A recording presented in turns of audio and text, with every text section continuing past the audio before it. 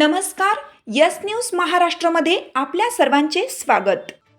मोटरसायकलला धडक, बहादूरवाडीतील युवक गंभीर जखमी. पुणे बेंगळूर राष्ट्रीय महामार्गावर कामेरीजवळ अपघात, कार चालकाविरुद्ध गुन्हा दाखल. पुणे बेंगळूर राष्ट्रीय महामार्गावर कामेरी हद्दीत कारने मोटरसायकलला धडक दिल्याने बहादूरवाडी येथील युवक गंभीर जखमी झाला. ही घटना सोमवारी सकाळी 10:30 वाजण्याच्या सुमारास घडली. याबाबत ईश्वरपूर पोलीस ठाण्यात गुन्हा दाखल करण्यात आला आहे.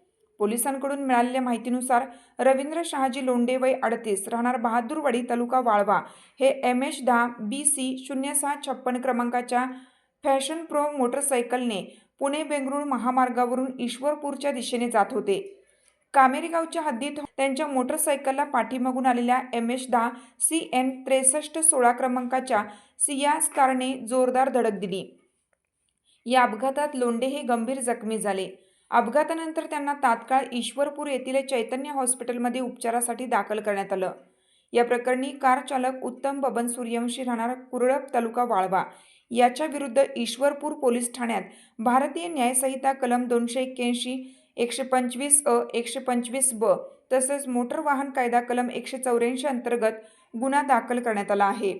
या घटनेचा पुढील तपास ईश्वरपूर पोलीस करीत आहेत.